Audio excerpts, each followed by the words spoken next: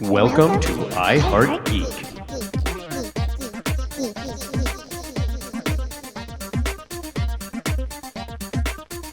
And welcome to a special episode of I Heart Geek. Before I get into this, I'm going to say this. If you are one of our audio listeners, this is one of those episodes. I don't say it this very often. This is one of those episodes. Turn it off and go turn on the YouTube because we're going to see some pretty amazing stuff that's going to happen here in a minute. Let me introduce our panel real quick. I'm Dub, and I do stuff, and I'm here with Satomi, and I'm here with Courtney, and I'm here with Michelle, and we have our very special guest of Mr. Paul Draper, a magician to the stars. Magician. Yeah, did we have to all sign away our souls to the devil in order to get this going? Or are we good? Oh no, just his assistant. Oh, okay. Which is Paul Draper, right? So we have. I've heard probably about 100 comments since the last time you were on. When are you getting Paul back on? So when we were able to get you back on, we jumped at the chance, and you are so much fun to talk to, and I'm just excited for this show. That's a big old fangirl right now. I so am. No, I mean, yes, I am like the easiest target in the world because I'm like, I don't try to figure out the trick. I'm just like, okay, I buy it. Because here we are. We're on I Heart Geeks. I Heart Geeks podcast. Yeah. We even got a personalized trick. Yay! Yay. So actually, I want to ask you that question first.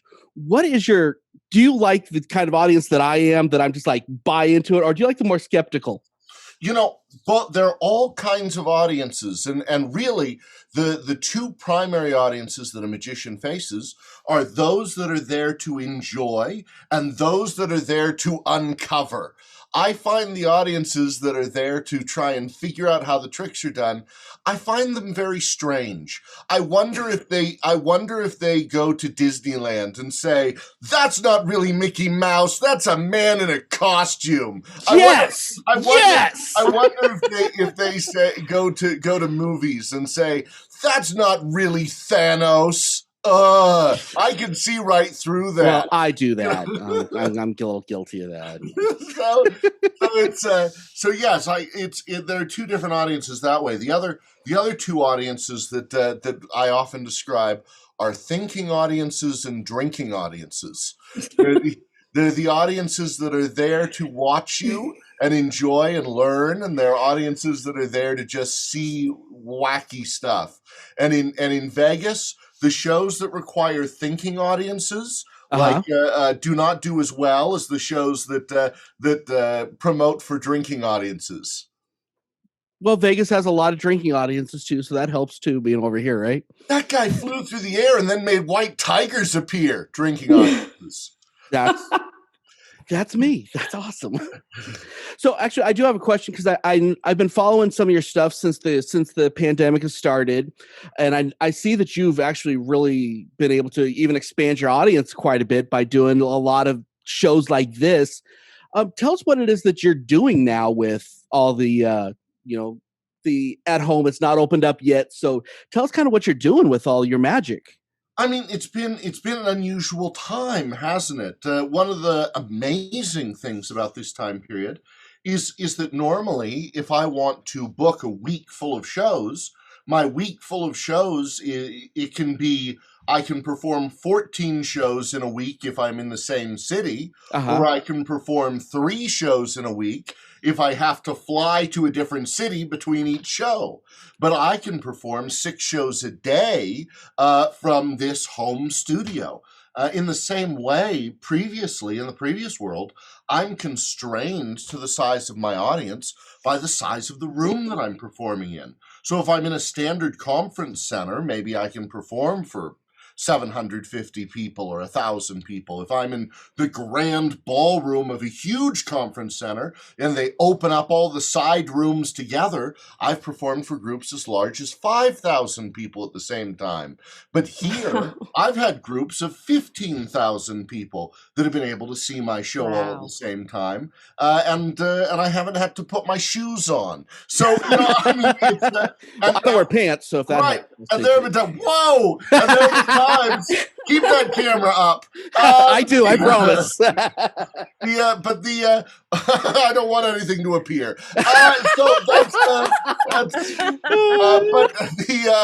the great thing about this is I can do a show for 15,000 people, and then 30 minutes later perform for some little kid's birthday party. Today, I'm doing this with you. I have a birthday party this afternoon, a corporate show this evening, and then tonight doing a show called Saturday Night Alive for the Global Peace Tribe, where they'll have a few thousand people watching. Wow.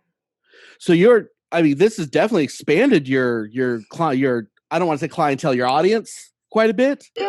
And people can show up that normally wouldn't have time to. Yeah. Right? That's been an amazing thing too, is the number of celebrities and CEOs that wouldn't have had time to come to my show can. The other day I did a show that was the day of shows was Jim Gaffigan, Anthony Fauci, me, and Second City.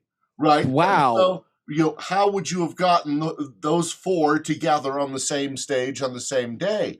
But because we could all shoot from our own locations, it worked. Nice. That's so cool. Amazing. Okay, I have two questions, and then I will kind of let the girls do some talking, because I'm sorry I'm taking up all the time, because I can do that. My first question is, can you explain to our audience kind of what it is that you do?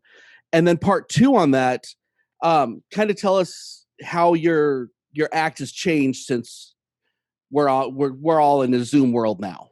Yeah, great question. So the first thing, what I do, I am a magician, but the primary kind of magic that I've performed through most of my career is what's called mentalism or mind reading. And that's about what the cause to the effect is, right? Is the cause to the effect that I have incredible sleight of hand skill? That would be a manipulator. Is the cause to the effect that I have magical powers that I wield through my magic wand? That's a magician. Is the power that I have an incredible mind, and so I'm able to know things no one can do? No, that's a mentalist. So a lot of this is about the theatrical premise of the magic to the effect. Through most of my career, I have presented as a mentalist. But when the pandemic happened, so the week of the pandemic, and I said this last time I was on the show, the week when the world shut down, I had a sold-out show in a historic theater in Rupert, Idaho. Then a day later, I had 3 days of shows at the last major convention in Las Vegas, the construction show before that shut down. Then I went to Disneyland, and I had 2 days worth of shows at Disneyland. And then Disney shut down, and they had me stand in front of the gates and perform for the guests of the Disney hotels who couldn't go into the park. So coming home from Disneyland, I looked at the world and said, there are millions of children who can't have a birthday party right now. Millions who can't gather with their friends, who can't have magic at their birthday. And that made me weep in my car. And because that was such an important part of my childhood, to, my 8th birthday, my 7th birthday, I remember them very specifically. And so I decided that I was going to give away hundreds of free birthday party shows to kids all over the world. Every day do at least one in order to send that magic out. So I built a show and a theater here that's changed. I've had 6 different sets and it does look different from the last time you were here. Yes. Right. So you can see right now it's sort of a Mad Hatter tea party. We've got the White Rabbit and the watch and the and the red rose and the Mad Hatter hat and the tea set.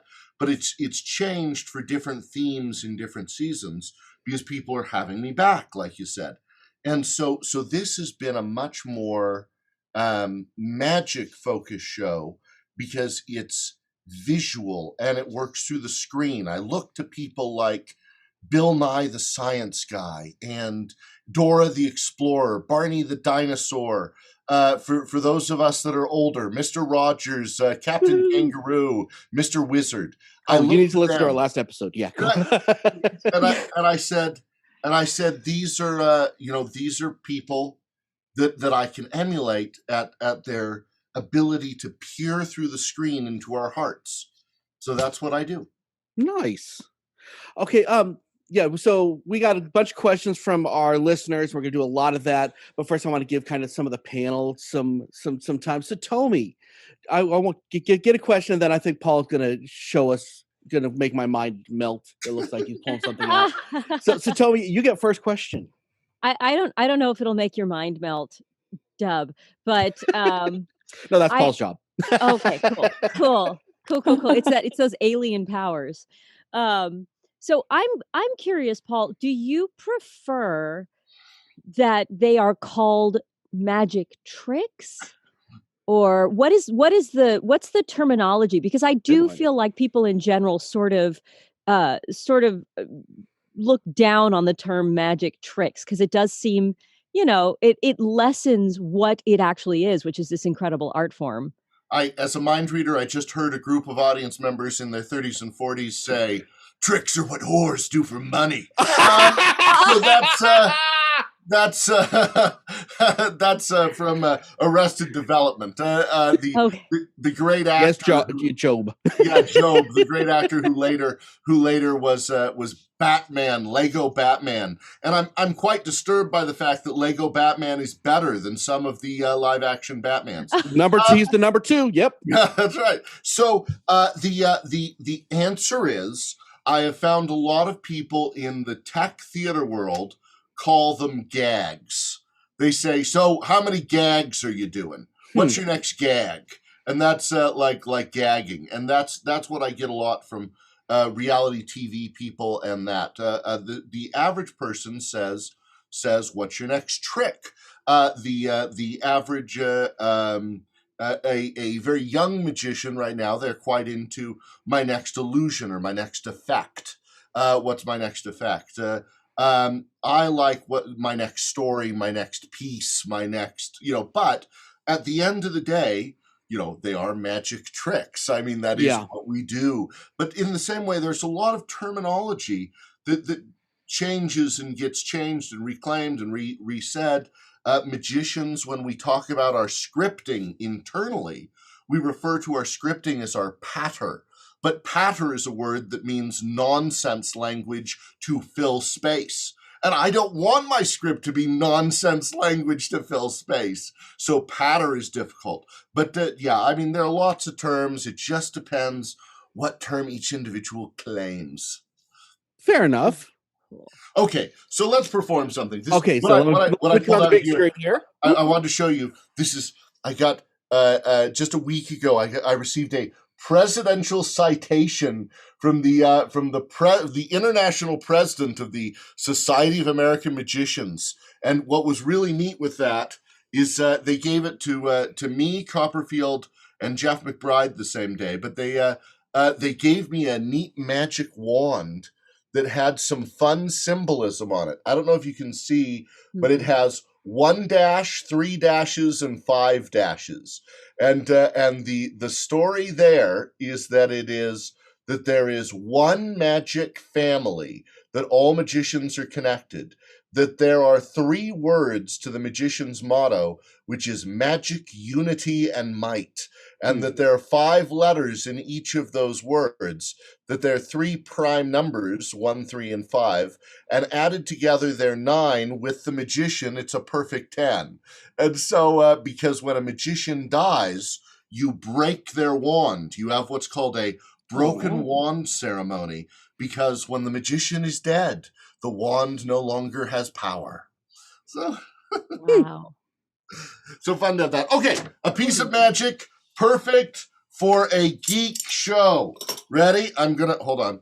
I need to move my little table. I'm gonna move my table. I'm gonna come over here, and You said you wanted to put me on the big screen if I came up big. I have some Avengers playing cards. Avengers playing cards. They came. I picked these up at Walmart. The Avengers play. You'd see they have different Avengers on the playing cards.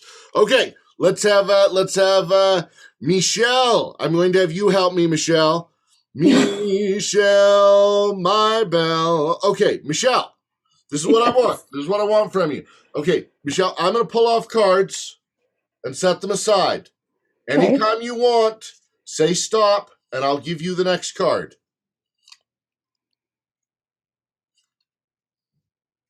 Stop.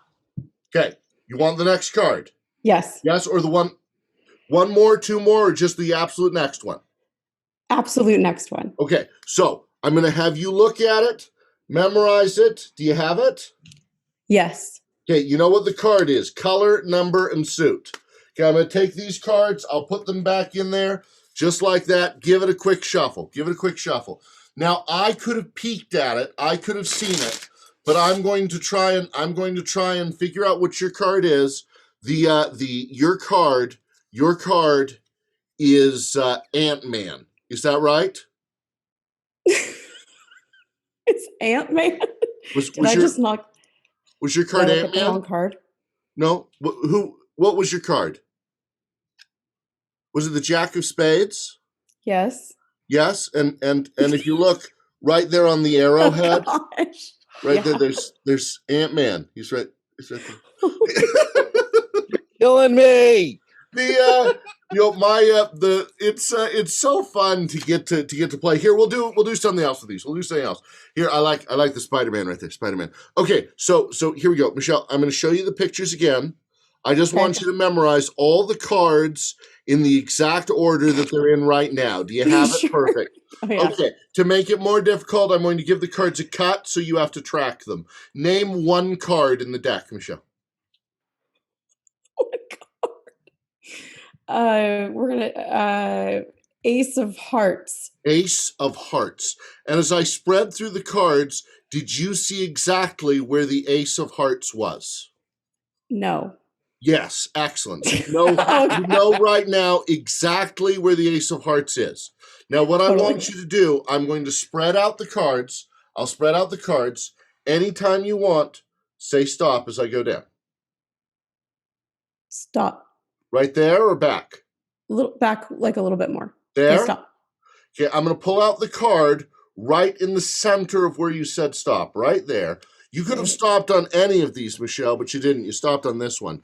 You could have named any card, Michelle, but you didn't. You named the Ace of Hearts. And that right there is the Ace of Hearts. What? Michelle, my belle. Thank you, Michelle, for helping with that. Oh, gosh. So it's I'm doing all sorts of stuff from that to going back to things from my childhood. When I was little, I grew up on a farm. And my first job was every day I would collect the eggs. One egg per chicken, right? And but one egg isn't enough. You always have to have two. And but I would go out every single day and collect the eggs from the chickens. They're two eggs, right there. Ready? 3 eggs. Now with each chicken, they get used to you. Where's the third one the fourth one? Right there in the chicken mouth. Ready? 4 eggs. But that was one of the first things that I learned to do magic with was eggs. The first audiences that I had were cows. They were very attentive and rarely talked back. Wow. Okay, I'm gonna move us back to this view because I'm like my brain's about to melt because we all know I'm an easy target. I'm still trying to figure out how you even held the eggs. Don't try to figure it out. I learned that with Paul because I lost sleep the first time he was here. I'm not kidding. I lost sleep. All you have to do, you get your magic wand. And just say, I don't care how it's done. We're just going to have a ball. That's what it is. That's what you do. So, okay. Oh, jeez. Okay, actually, you know what? So, because the eggs, I do have a question. I'm going to throw it off in a minute. Okay, so when there's animals in the act, like the rabbit in the hat, or when birds fly out.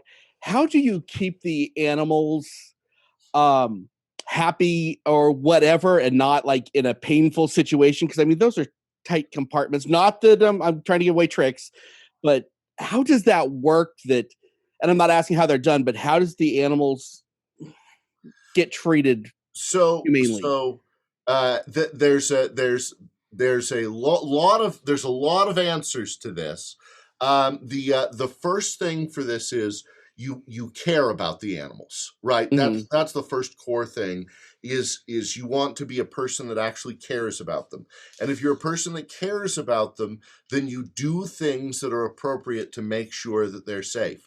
You make sure that they can breathe. You make sure that they are the right temperature. You make sure that they can move. You make sure that they are not in any space very long, right? So if you're working with a magician who is producing birds that they're going to come up on stage with a bird act, it is very important to them that they know to the 5 or 10 seconds of when they're going to be brought out on stage. Because if the act before them goes long or is a problem, very often bird acts have to say, "That's it, I'm not going on, you're still paying me." So in the contracts of a lot of animal acts, it says things like that if the animals are ever in danger, if they don't feel that they're being treated in a way that's safe, that the act doesn't perform and they're still paid. So that's a big part of that. The second thing is you choose animals that don't tend to make a lot of noise. Rabbits don't make a lot of noise. Doves don't tend to make a lot of noise. They make that. Unless they cry. Yeah, that screams. I have poodles and they scream. So I can't use them in magic. But you do because when you're working with animals like doves, they live with you in hotel rooms. They travel with you on airplanes, so you get very accustomed to their sounds. Most people don't know that doves have a reset noise. Most people just hear the, but there's actually a secondary noise that you'll hear with the next pigeon or dove that you come across. They go, oh. Oh, there's a secondary reset noise, and that reset noise eventually drives you mad, and then you get rid of the doves. Okay, Courtney, let's get you one of your questions out. Yes, the question I have for Paul, and I've had the pleasure of seeing you try out new bits, right, in shows. So for those that haven't gotten a chance to see something like that, how does a magician or a mentalist or illusionist try out, like, road test new material, and just how do they accomplish that rather than just bringing it on a great big audience of people? Right. Okay. So first, I got to take just a quick break because I made cupcakes, and just in case you're not a fan of cupcakes, right? We can always take a piece off there, make a slice of cake. The way that a magician does test something is like that. You hammock it in. You have, the first thing is you learn the piece of magic. You practice it. Then you force it upon your dearest friends and family members who are willing to watch it. Very often you take it to your magic club and you show it off at your magic club to receive feedback. If you're a smart magician, you have directors who you can show it to, who give you feedback. One of my great directors that I use for a lot of my shows is a fellow named Bob Fitch. Bob Fitch was the original rooster on Broadway in Annie. He was Seneca in Forum with Whoopi Goldberg. He was in 27 different Broadway shows, mostly as a hoofer, but he watches my shows and gives feedback. Another one is Max Maven, who is a famous mentalist who watches and gives me feedback. I have Gabe Abelson, who was the lead writer for the monologues on David Letterman for 5 years and Jay Leno for 3 years, who gives feedback on my scripting. So you go to a good director who gives you feedback. Then you hammock it into the show. And by hammocking, you think of a palm tree on this side, a palm tree on this side, and a hammock, a soft hammock in between. Mm-hmm. So you have a solid piece of your show here that's not going to fail, a solid piece of your show here that's not going to fail. Then you put this new piece in the middle to see how it plays and how the audience reacts to that. Nice. Michelle, give us a question. So I posted this earlier on the Facebook site. So something I noticed over time in watching different TV shows and some movies, that people who are into magic and doing illusions and things like that are often portrayed as, like people that get made fun of or like, stop doing those stupid magic tricks. Yeah, well, and one thing is I like Big Bang Theory, and one of the characters, that's what he does, and he tries to like impress girls and things like that, and they always make fun of him, and I think it's endearing, and like the stuff that you do is amazing. So how do you feel about that portrayal that happens quite often, and then do you think it's something that can be changed, or has it changed over time, like in shows? The real issue is that much of what's done in sitcoms and is written in writers' rooms, and the writers what they think their job is to do something new and unusual and different and a totally different take on it than anybody's done. So when they go, okay, so what's a magician? A magician is someone who always succeeds, and the magic trick always goes off, and the magic trick's always amazing. So what we're going to do is we're going to turn it on its head and make the magic trick fail, and make the magic trick dumb, and make people not like it. That will be so original. And then what you end up with is every single show, you get the magician being dumb or failing or whatever until that turn, because we have to have the building action and then the turn of the script to have that success, when suddenly the thing goes right in a way no one ever expected it to, so that the magician either does the great thing or we find out that they're the murderer. But it's right. And most of the time, if there's a magician in a situation comedy, they're either going to end up with the partner of their dreams, or they are the murderer. Just be prepared for that, because it's so different and unusual and original, says every writing room of every sitcom ever.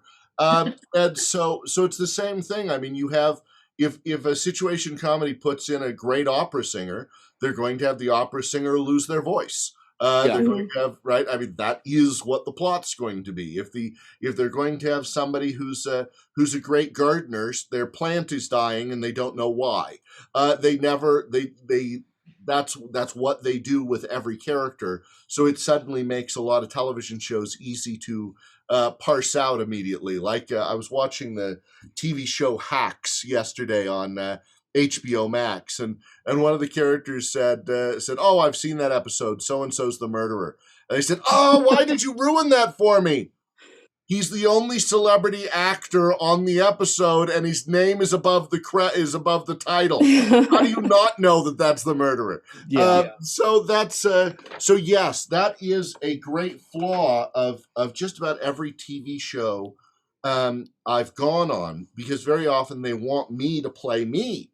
When I go on a television show, I don't get to play, Bill Jones the magician. They want me to play Paul Draper the magician, even if I'm on a sitcom. For years, people called me after I was on Pawn Stars and said, "Paul, have you given up your career as a magician to be the night manager of Pawn Stars?" Nobody wants to drive there.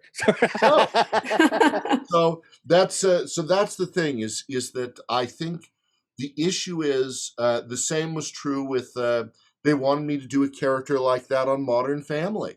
a magician that failed. And and that's just on Pawn Stars. They had me bend a spoon with my mind, and then said, "Oh, that was a spoon from the Titanic." Bum bum, magician failed again. So that's because that's the easy plot point. Okay, another magic trick. You ready for another magic trick? Okay, we're going to have a battle between Dub and Courtney. We're going to have a battle between Dub and Courtney. You ready? Okay. But I don't think I did this last time. Okay, we're going to be adorable. You ready? I have a group of animal pictures. We're going to make animal noises. Are you ready? Okay. Courtney versus Dub. Courtney, you're first. Okay. What noise does this animal make? Moo! Perfect. 10 points for you. Dub, what noise does this animal make? Bounce. That's an automatopoeia, Dub. Okay, Courtney, what noise does this animal make? One of these. Yeah, perfect. Courtney's a genius. Dub. Oh, you suck.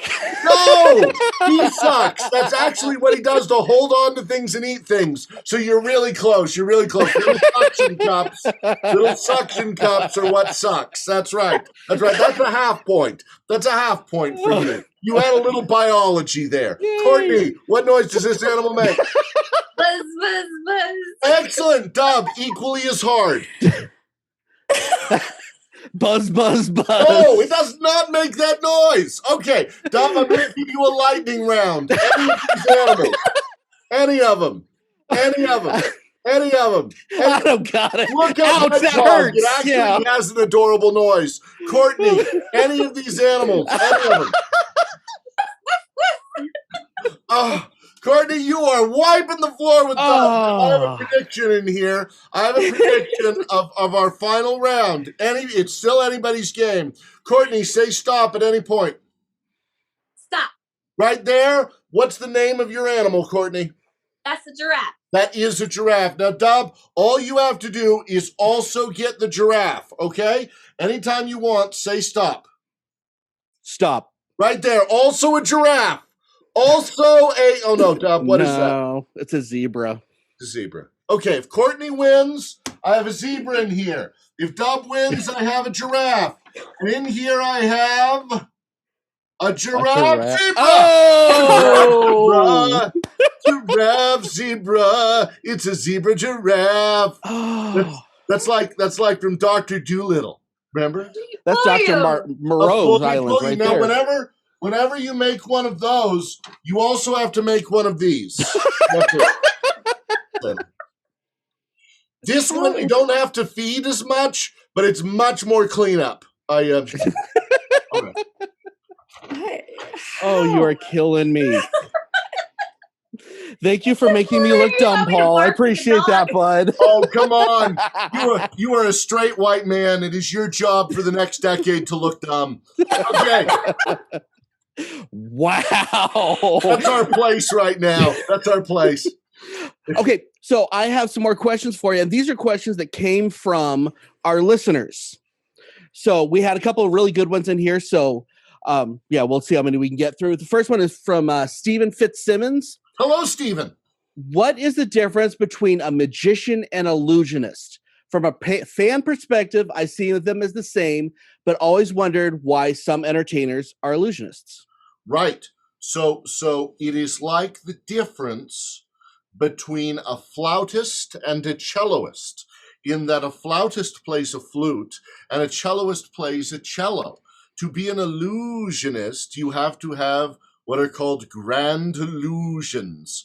You have to have the big, huge boxes that you roll on stage.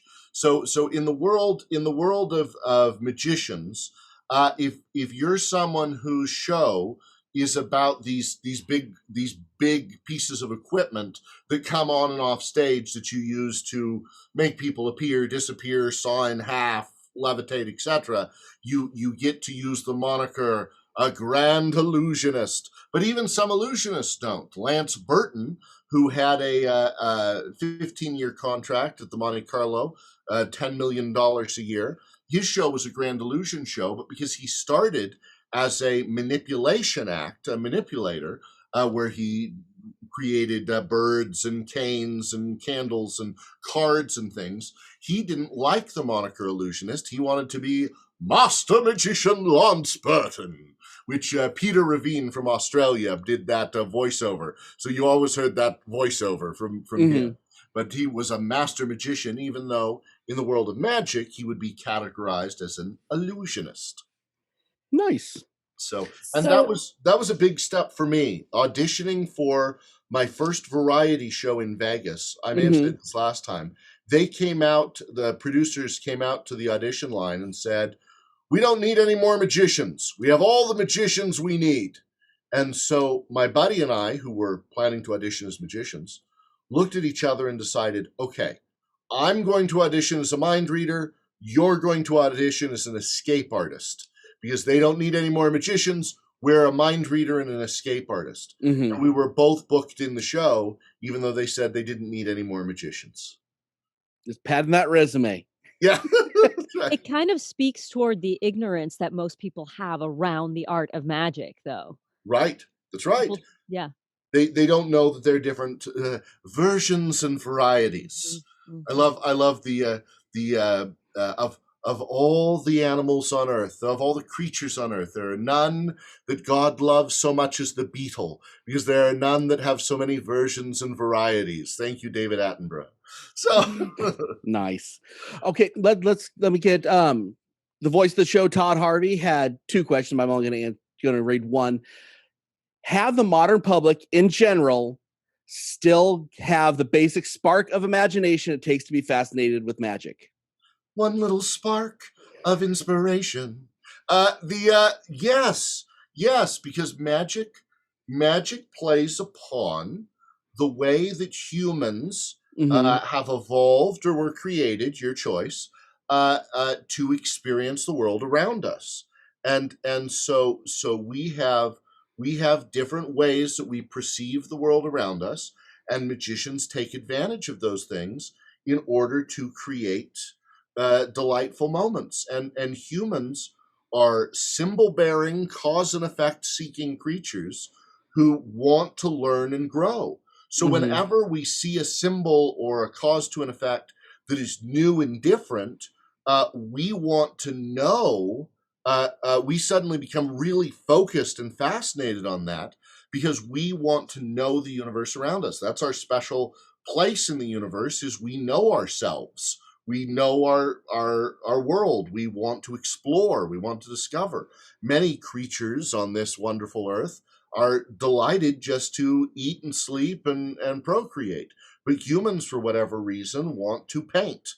And so that same piece within us that wants us to understand why the moon vanishes and the sun appears, want to see and experience magic. Nice. I think another thing, and this is kind of what I experience when I watch a magic show or an illusion or whatever, and when I go to see your shows, Paul, I'm always sitting back there just grinning like a dork, because I love it.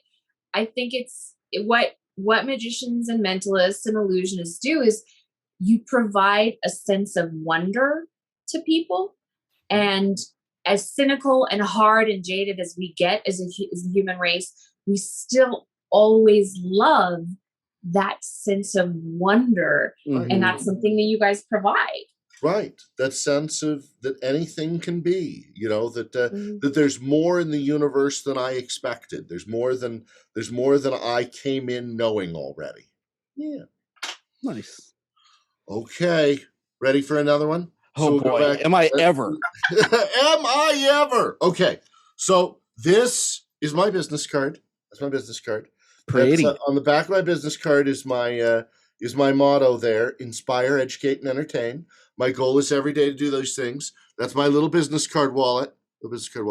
I'm going to take and write down a 3-digit number on the back. Where's my pen?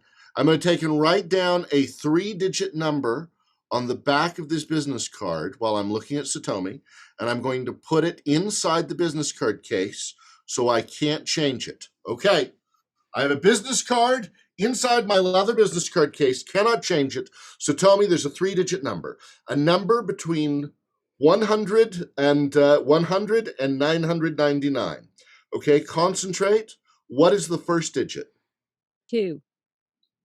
Is it something something 2 or 2 something something or something 2 something? Where's the 2? 2 something something. Perfect. What's the second number in the middle? 4. Okay, so just like on the wand, we went 1, 3, 5. Are you going to go 2, 4, 6, or does it change up at the end? What's our final number?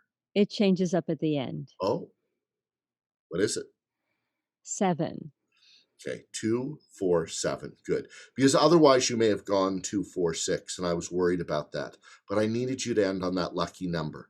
Inside of here, I wrote down a 3-digit number on the back of my business card, and that number was, let's see if we can come up, 2, We're crying out loud. Good How? job. Thank you for helping me. God. Come on. Come on. You kill me, dude. Adorableness. This is amazing. So it's it's just fun. It's just fun to, and because I'm here at home, doing these shows in my little home studio I've set up. In a normal show, I have to choose the 10 or 14 things I'm going to do in a show. Mm-hmm. But here I have 70 magic effects set up. 70, and at any time I can choose and change and do something different based upon what the audience likes and what the audience is doing, because it's all set up. If I suddenly have a little kid whose birthday it is, I can say, "Oh, look, I have a box of candy, but I ate all the candy. There's no candy. Where's the candy? Here, everybody wave your fingers, and now we have a table full of Snickers and candy bars," right? So I can change it, or if I have suddenly we're talking French Revolution. I have a mini guillotine even. I mean, I can pull from 70 different things around the room right now. Are you sure that's not for a bris? Yeah, that's right. That's right. I didn't want to say it. Just a little off the top. Just a little off the top. Yeah, you know how you know that Jews are optimists. We cut off an inch before we even know how long it's going to be. Wow. We're gonna have to put a disclaimer in front of this show. Okay, let's get back to a couple more questions, if you don't mind. Ready. Our buddy Tyler Remine said, "How do you feel about street magician / illusionist? Is there a competition there, and does it make you both better, or is there a thing?" We have magician duels, and 20 magicians die a year from the terrible competition. And they do. Da-da-dum, bum, bum, bum, ba-da-dum. Nobody knows where they went. So the term street magicians used to be about street buskers, individuals who would actually go out onto the street with a table and put out a hat and try and gather a tip, try and gather a crowd and collect tips for their street shows. And they often wore a busker's bag and performed literally on the street. David Blaine took the term street magic, but really what he was doing was close-up magic. Mm-hmm. And he was doing close-up magic. He just didn't wear a suit and instead had a camera follow him around in the street. And lots of guy liners. Yes. Right, and walked up to people doing magic in the street. And so that's sort of taken over the term street magic is sort of that, which is really now been turned into TikTok magic and Instagram magic and these sort of flash magic pieces. For me, there's no competition there between the two. The key is where does the magic that you want to perform reach the largest audience? With the current term of street magic, Harry Houdini being hung from a crane outside of a building in a straitjacket would be considered street magic. Though in his time, that was called a publicity stunt in order to sell tickets to his show. So it's all about who your audience is and who you want to perform for. Do you want to perform like Steve Cohen in New York, the millionaire's magician, who purchased a room originally at the Waldorf Astoria? I don't know where he is now, but he could have 75 people per show, and the show was built just for 75 people. Or do you want to be like Matt King in his new room at the Excalibur, where he took over the Hans Klock show, just announced yesterday that Matt King's going to be at the Excalibur in Vegas now, where he can have 500 people per show, or do you want to be in a Cirque style room that can have 8,000 people a show, right? It just depends what you want to build your show for. I saw perhaps the worst magic show I ever saw in my life. Was one at Planet Hollywood that was built for stadiums, for giant arenas, and his hope was to go and do football stadiums with this magic show. But when you have a prop that is the size of a 4-bedroom house, and out of it you make a single woman appear, you better make dinosaurs appear, right? That's fair. Okay, so what you're saying is there really is no competition between the two. Is people just basically do their thing and no one cares. Yeah, we have our different areas, and there was a great philosopher in magic by the name of Eugene Berger, and Eugene had a very deep voice. And Eugene used to say, there are many rooms in the house of magic. There's the big room on the main floor for the guys that like working with cards. There's a little room in the basement for the mentalists to be grouchy at each other. There's the shed in the back where the illusionists are building their illusions. There are many rooms in the house of magic, and there's a room for everyone. Very good. Okay, one more question, and then I'll kind of just open it up to us. But Skeeter asked, if you walked into a magic shop and had to buy a magic trick, what would that trick be? And All do you of think them. that's all good? All of them. You're one of those. Yeah, it depends. It depends on what you want to do. Mm-hmm. The best value for your money is a book, because if you buy a single magic trick, it's going to be, some hand magic, piece of hand magic. It will be, $25 to $100. If you buy a DVD of magic, it will teach you 5 magic tricks. If you buy a book, that book may have 50 or 100 things in it for the same money. Magic library is about 10,000 books. And so that's really been my journey, is to learn from books. But I think if I was to walk into a shop and I was just starting, I think the best thing to start with is some effect that works automatically, something that just can give you confidence that it's the thing that does the thing. Yeah. And that you have confidence that you can create your character and your persona and your story, and the thing is going to do the thing. The problem with the thing that does the thing piece of magic is that you do it for your friends once, they've seen it. You do it for your family once, they've seen it. And then you put it in your drawer and you never do it ever again. Versus if you learn the background skills in order to do things, you can then innovate and create and change and create new pieces of magic. There's an old saying that says, an amateur magician performs different tricks for the same audience. They have the same audience, their coworkers, their family, their friends. So they need a vast number of magical effects to perform for the same audience. A professional magician performs the same tricks for different audiences. So you can become very proficient at a small number of effects, but perform them for different groups of people in the same way that a singer might build their cabaret repertoire of their 7 pieces, and they travel around the country performing those same 7 pieces. Nice. So I have I know you don't do it, but I'm going to do it for you. I'm going to name drop because I know that you're a big part of the Magic Castle, that you perform there and all that.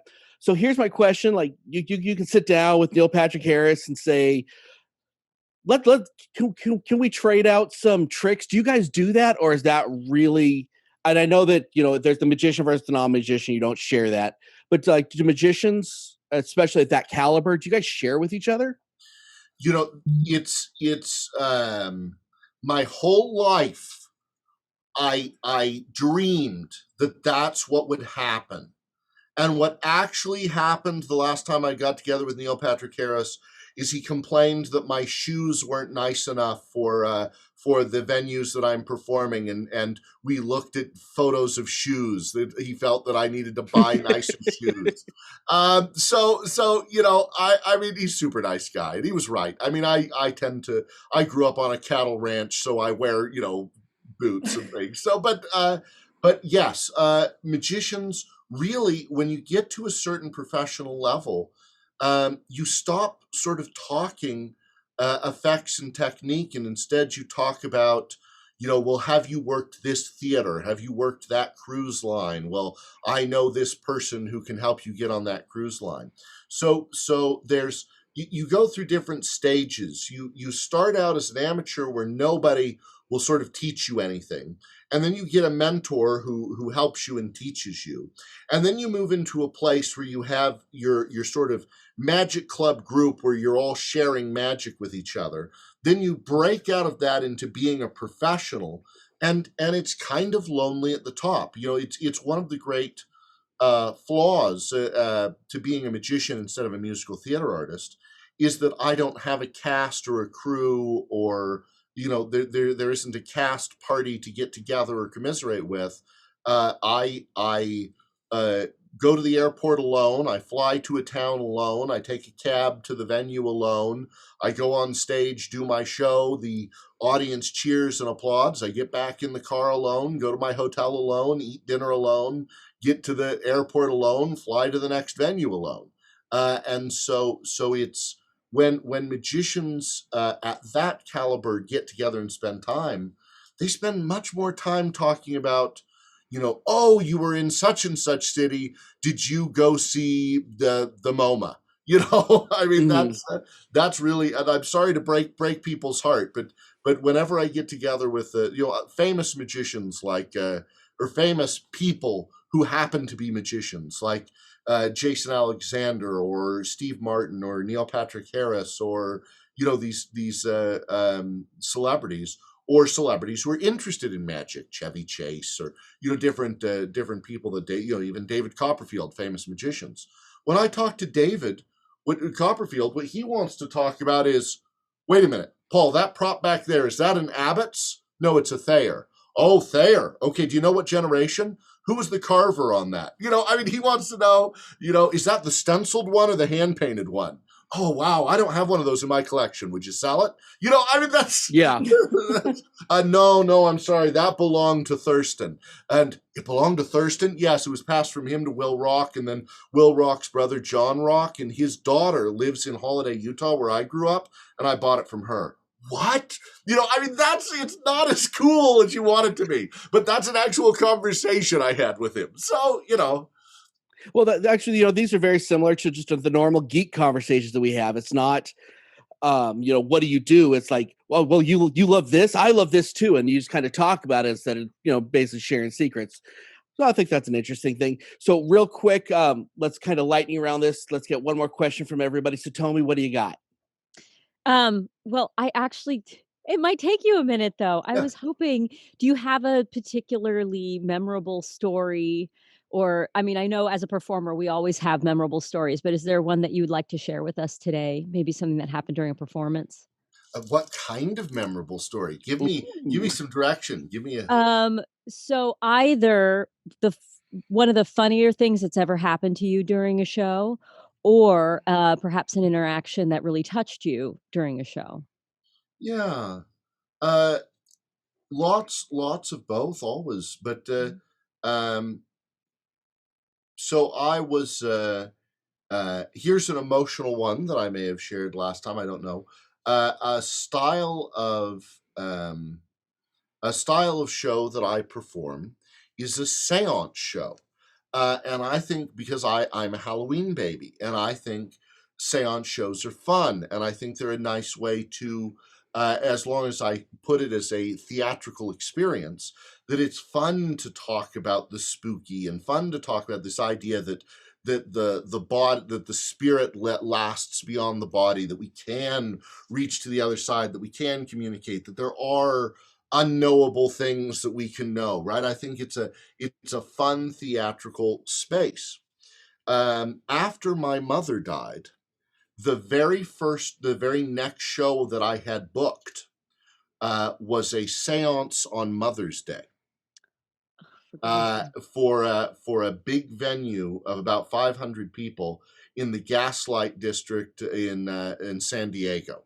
And so it was a big venue, and they had stadiums seating around me, and then a 10-top table of the people who were going to do it.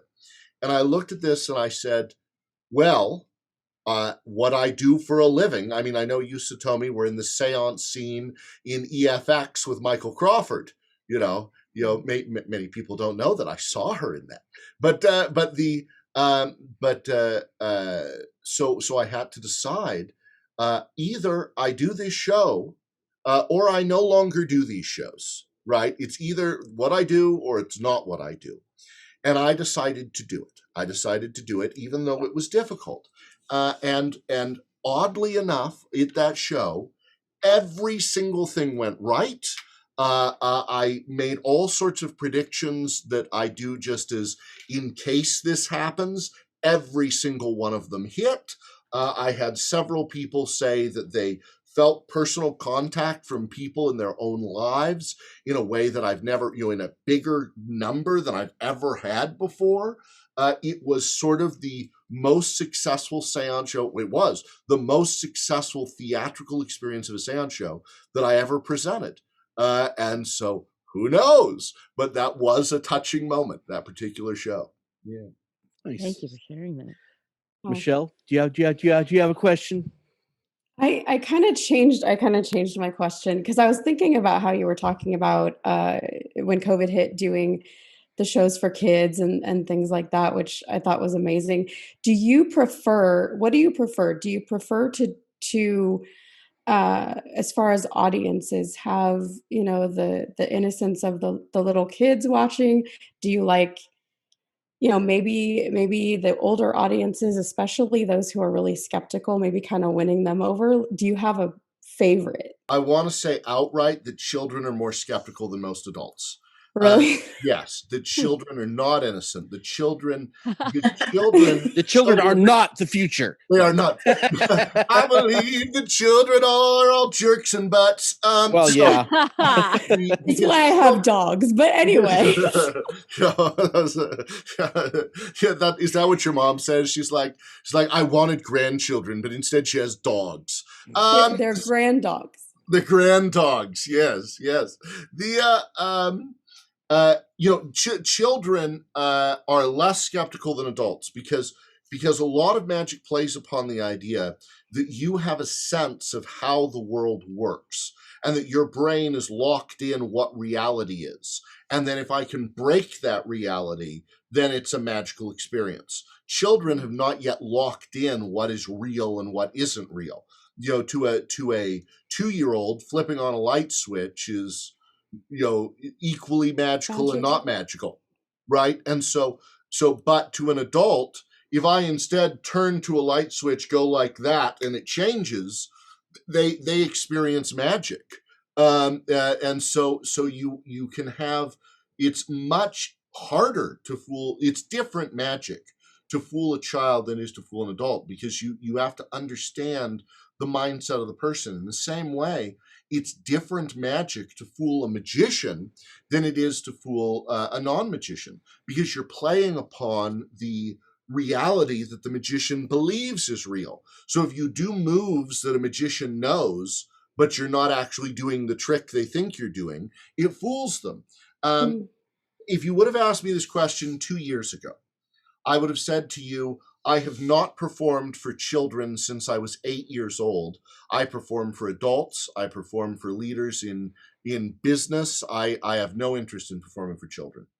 But 2 years ago, I decided that I needed to grow as an individual, and I booked a children's theater. I booked a week at a children's theater, and I built a show for that children's theater. And after doing a week at that children's theater, I thought, it's my dream since I was little to perform at Disneyland. So what I need to do is I need to book Six Flags so that I can have some theme park on my resume. Six Flags booked me, but before I was able to take the contract at Six Flags, I was asked to an audition at Disney, and Disney hired me. So I became the first mentalist ever to work at Disneyland, and it was amazing. And I was doing the shows at Disneyland only for a few months when the pandemic hit. And then I decided, okay, I'm going to build a children's show. And that's what I've shown you today is mostly things from my children's show. And so now I have a deep love and understanding of performing for children in this venue. So it's changed. And I think that's the key to life, is to live a life of continuous improvement, to look at the areas that I don't know how to do and that I'm frightened of, and to take those on. So it's like a constant growth of Here's a moment I had for Satomi. The other day, I was performing for a group of kids in the Bengali region of India, I was doing a piece about Aladdin, and I made a bird cage appear, and then I made Aladdin's magical lamp appear, and the trick was over. And a little boy that I then brought up to help me, I said, okay, hi, I'm going to have you help me with the next piece of magic. And the little boy said, no, I want you to make Raja the Bengal tiger appear, because that's where Bengal tigers come from. And I said, oh? And he says, you need to make Raja the Bengal tiger appear, because Raja from Aladdin. Mm-hmm. And oddly enough, just 2 days prior, I had purchased a Raja the tiger toy. And I had not planned to put him in the show. I had not planned to do it, but I surreptitiously was able to steal that toy and make him appear. But I paused and I said, that's impossible. I can't do that. But maybe you can. Wiggle your fingers and say Raja the tiger. Boom! And it appeared.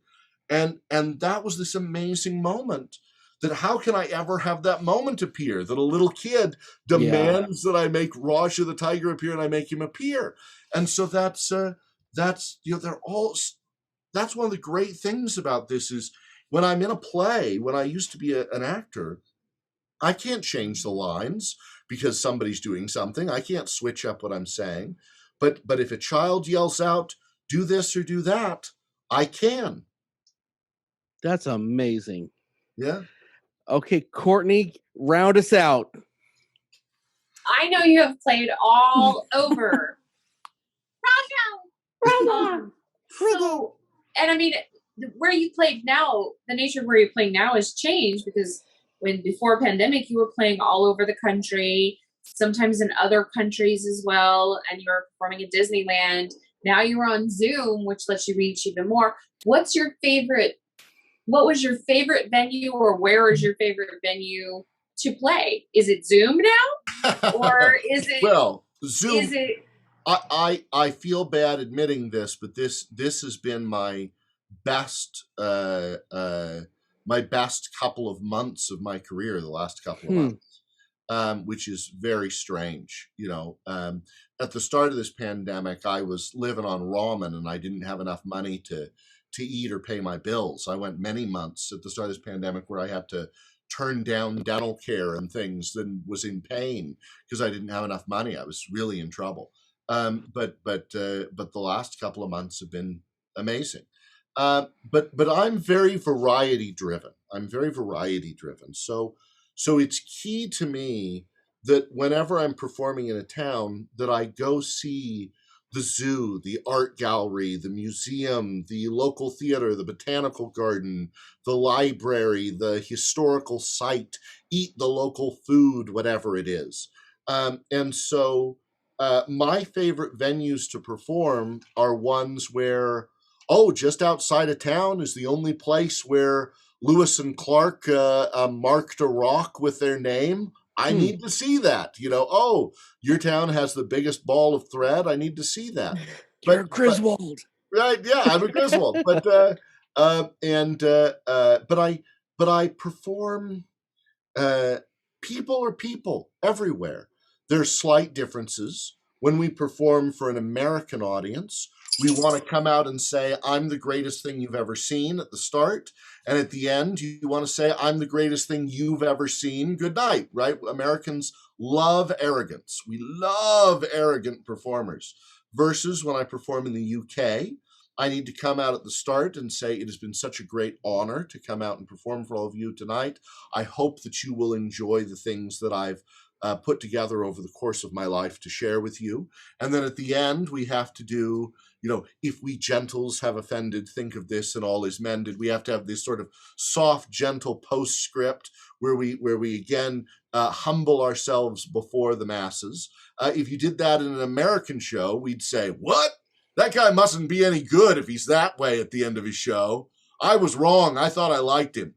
But different countries have different ways of being.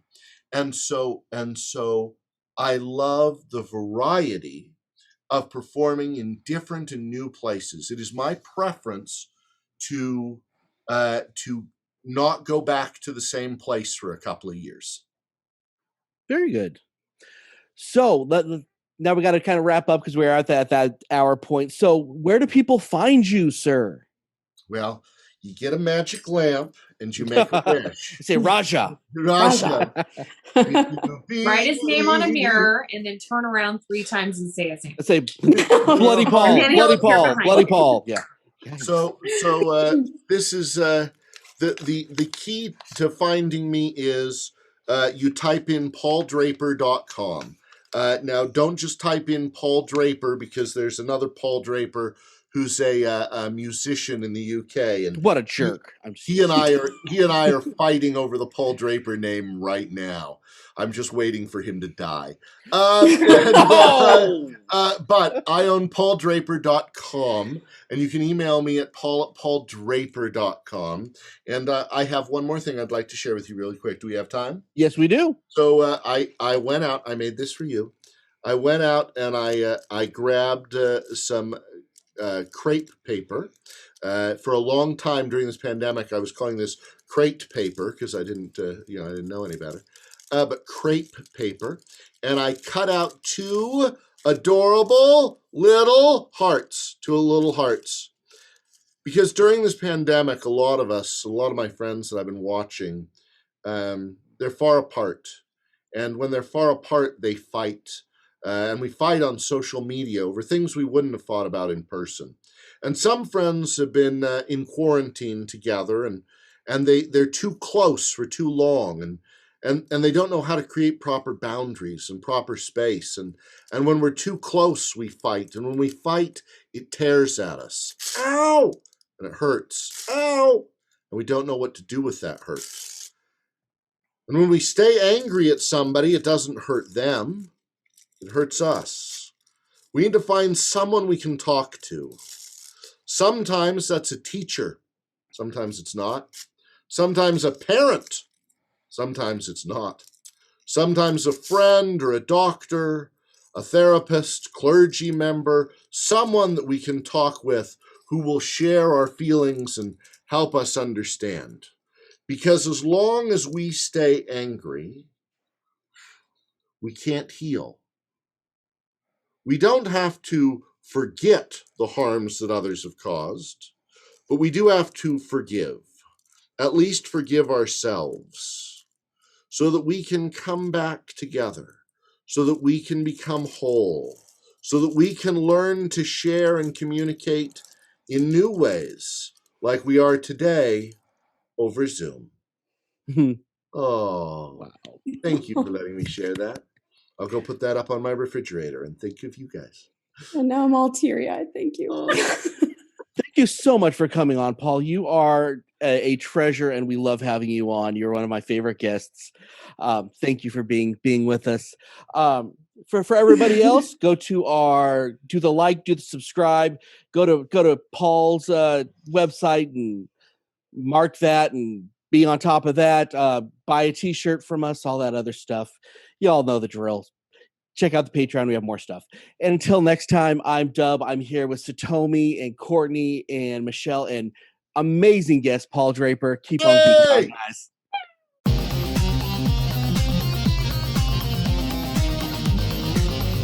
You have been listening to the latest episode of the I Heart Geek Show.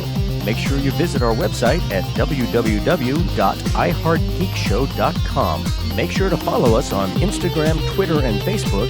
And if you check us out on YouTube, make sure to like, comment, and subscribe. And keep on geeking on to all of you Geek Rockstars.